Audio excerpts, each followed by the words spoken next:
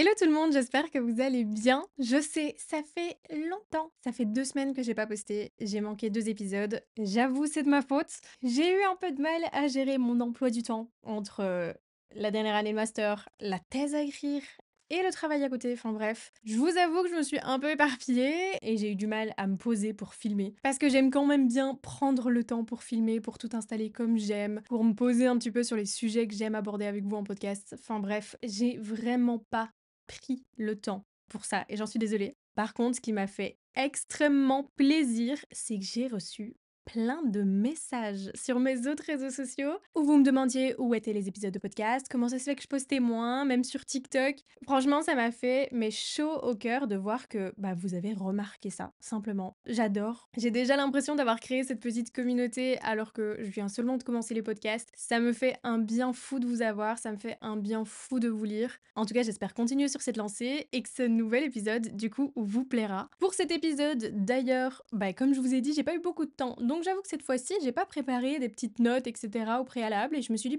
on va faire un épisode posé. Vous et moi, on va un peu discuter du but même de ce podcast. Quand on me pose la question de quel genre de podcast je fais, la première chose que je réponds, c'est que j'essaye d'être la grande sœur que certaines personnes n'ont pas. Personnellement, j'ai toujours consommé des podcasts et j'ai toujours adoré avoir ces conseils d'une personne extérieure qui pouvait vivre les mêmes choses que moi parce que ça me permettait d'élargir un peu ma vision des choses. Je sais qu'il y a certaines personnes qui ont des préférences pour des podcasts plus instructifs ou alors qui racontent des histoires d'horreur, etc., etc. Mais moi, j'aimais fortement ce concept de juste avoir une discussion avec un inconnu. Avoir quelqu'un qui ne fait pas du tout partie de ma vie et qui parle de sujets qui pourtant me touchent directement. C'est ce que j'ai commencé à faire sur mes autres réseaux et c'est ce qui vous a le plus plu parce que j'arrivais à mettre des mots sur certains ressentis que des gens n'arrivaient pas à exprimer. Et je me suis dit que c'était vraiment le but premier de ce podcast. J'avais envie d'être la grande sœur que vous n'avez peut-être pas. Ou la petite sœur, on sait jamais. Et je me suis dit qu'après 2 semaines sans poster, c'était peut-être une bonne idée d'avoir réellement cette discussion face à face, vous et moi, à propos d'un sujet qui nous touche énormément à peu près tous et qui pourtant est rarement abordé ou en tout cas pas assez à mes yeux. Si j'ai pas été présente ces 2 dernières semaines, c'était principalement parce que j'avais l'esprit dans tous les sens, dans tous les coins. Je me pose mille et une questions sur ma vie et c'est là que je me suis simplement dit personne ne nous prépare à la vingtaine. Personne ne nous dit à quel point ça va être si difficile. C'est quand même dans notre vingtaine qu'on fait des choix existentiels. Notre vie change du tout au tout et parfois, on peut juste se sentir hyper perdu. C'est un peu ce que je ressens en ce moment. J'avais envie qu'on discute réellement à cœur ouvert de tout ça. On va aborder un peu tous les sujets qu'on peut traverser dans notre vingtaine. Juste histoire de partager. Donc évidemment, si vous avez quelque chose à partager, surtout n'hésitez pas à le dire en commentaire ou m'envoyer un message privé, ça me fait toujours plaisir. Et on commence de suite avec cet épisode.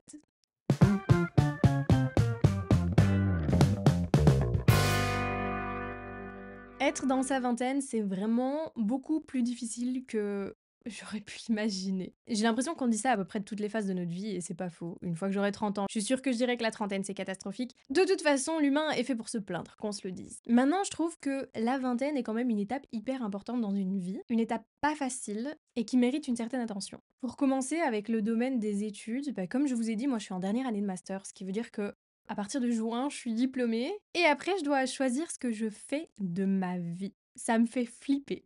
C'est vrai que toute notre vie, on a suivi un chemin qui était déjà tracé pour nous.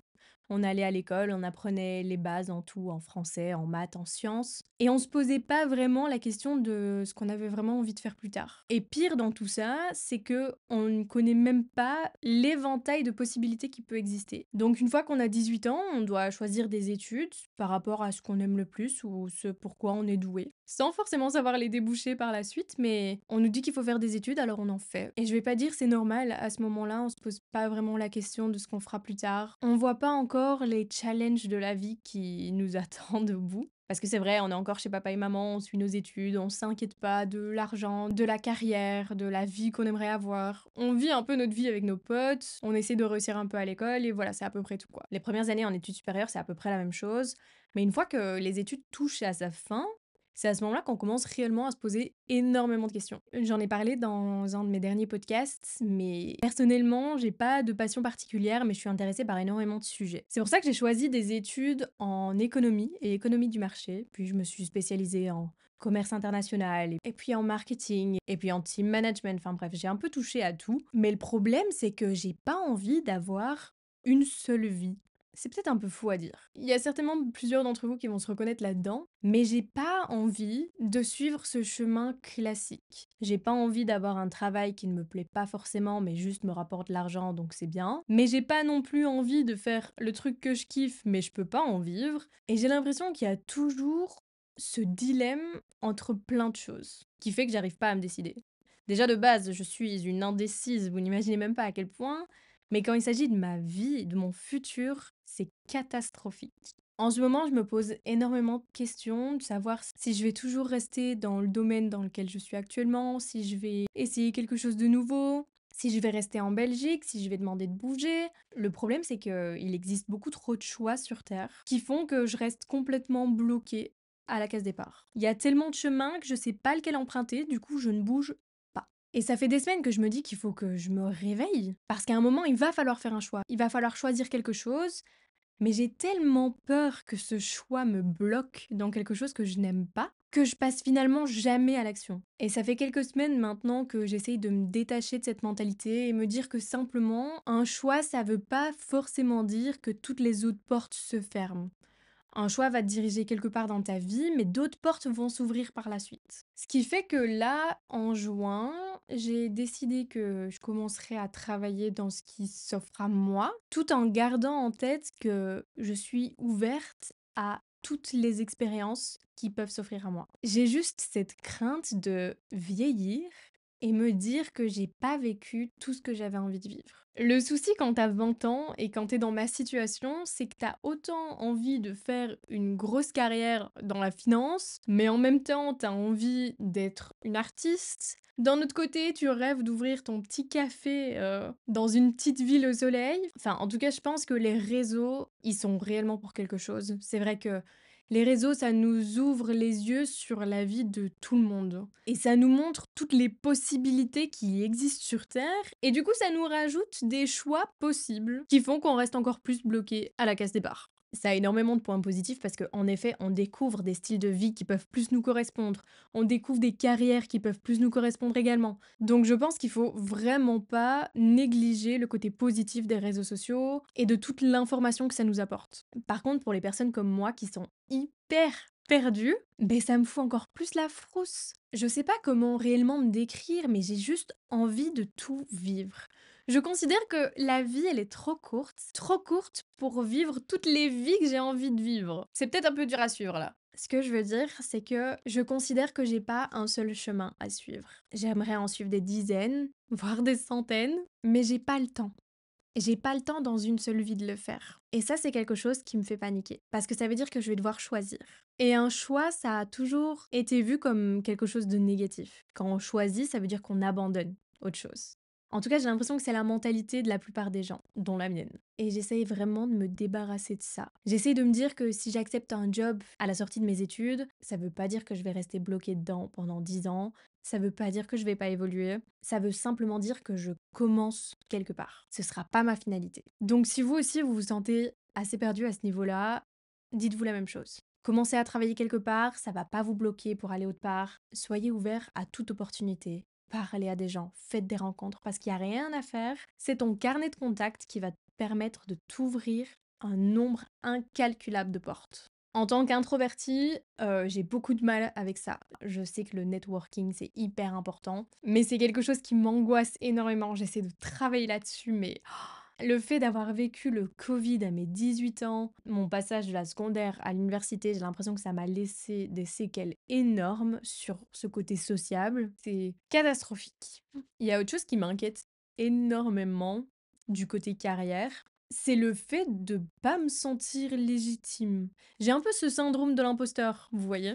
OK, j'ai fait 5 ans d'études, j'ai un master, mais je me sens tellement pas légitime de travailler, d'avoir des obligations, que des choses soient sur mes épaules. En fait, quand ça m'arrive, il y a pas de souci. Je donne absolument tous les efforts possibles et inimaginables pour arriver à mes fins. En fait, j'ai vraiment une angoisse de ces entretiens où tu dois te vendre à des recruteurs, mais je me dis juste: «Je vais vendre quoi?» Je suis allée à l'école, j'ai réussi à étudier, j'ai appris plein de choses. Maintenant, en pratique, c'est toujours différent. Et surtout, chaque entreprise est différente. Donc, ce processus de compétition un peu entre élèves pour avoir un poste, le fait de vendre des compétences que bah, t'as jamais acquises parce que t'as pas encore travaillé, c'est vraiment une partie de ma vingtaine qui m'angoisse énormément. En fait, j'arrive pas à me situer. Je sais que je peux faire plein de choses, mais je sais pas quoi exactement vu que je l'ai encore jamais mis en pratique. Par contre, j'ai énormément confiance en moi, donc je suis sûre que si tu me donnes une tâche, je vais me donner tous les moyens du monde pour y arriver.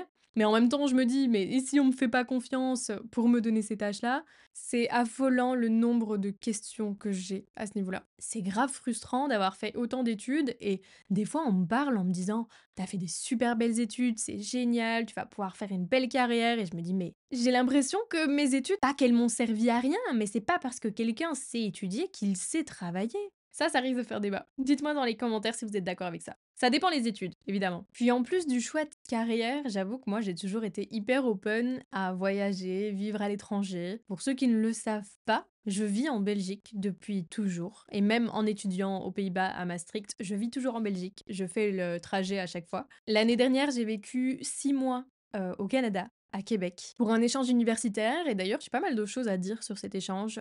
J'ai un avis assez divisé sur la question des Erasmus.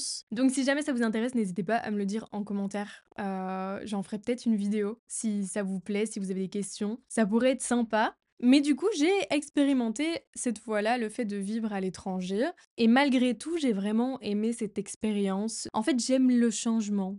Je crois que le changement m'anime. Depuis toute jeune, j'ai dit que je ne voulais pas faire ma vie en Belgique. J'ai dit que je voulais explorer de nouvelles cultures, de nouvelles façons de vivre. Et ça encore, je sais que ça divise pas mal de gens. J'ai beaucoup de personnes dans mon entourage qui veulent rester dans leur petite vie posée, qui ont des projets d'acheter à 22 ans, de fonder leur famille à 25. J'avoue que moi, c'est pas du tout dans mes projets. J'ai toujours été un petit peu cet électron libre qui a envie de partir, de découvrir. Et en fait, plus je grandis, plus je me rends compte que c'est pas si facile. Parce qu'en effet, il faut de l'argent, il faut un travail, parfois il faut des visas. Je l'ai remarqué pour le Canada, c'était pas si facile. Il y a à chaque fois des contraintes, mais en même temps, je me dis que rien n'est impossible. Si quelqu'un a réussi à le faire sur cette planète, ça veut dire que moi aussi, je peux y arriver. En tout cas, c'est comme ça que je vois les choses. Aucun rêve n'est inatteignable, finalement, à mes yeux. Mais ça demande beaucoup de travail, beaucoup de détermination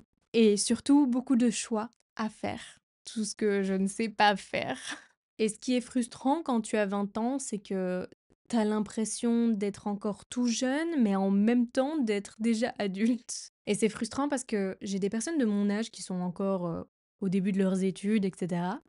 Mais j'ai aussi des personnes qui ont déjà acheté une maison, qui ont un travail depuis quelques années, parfois même certains qui ont déjà une famille. Et je me retrouve entre les deux en me disant, est-ce que je suis en avance ou est-ce que je suis en retard? C'est une question qui me torture. Et je trouve que c'est quelque chose que tu ressens principalement dans ta vingtaine, parce que c'est à ce moment-là que tu vois l'écart entre la vie des gens. Je dis pas qu'un scénario est mieux que l'autre, clairement. Mais ça nous permet juste pas de comprendre où on en est. C'est impossible de se comparer parce qu'on n'a pas tous les mêmes objectifs, on n'a pas tous les mêmes envies dans la vie. Et c'est ce qui fait que je suis encore plus perdue. Et c'est dans ces moments-là que je me dis simplement qu'il faut que j'arrête de regarder les autres. Il faut que j'arrête de regarder ce que les gens font autour de moi. Il faut que je me concentre sur moi-même, sur ce que je veux, sur ce qui me rend heureuse. Il faut que je vive une vie qui me plaît. Et si ce qui me plaît, c'est tout lâcher pour me casser, alors il faut que je le fasse. Je le sais. Si j'ai envie de me poser quelque part, si j'ai envie de construire une famille, en fait, je pense que c'est le pire à tes 20 ans. C'est la comparaison avec les autres. On le fait tous, tout le temps. Et ça nous bouffe totalement. Parce que le problème, c'est qu'on a tous des chemins de vie totalement différents. Et dans notre enfance, on a toujours eu un peu cette comparaison facile, parce qu'on était tous au même endroit et on allait tous au même endroit, on va dire. Maintenant qu'on rentre dans la vie d'adulte, c'est totalement différent.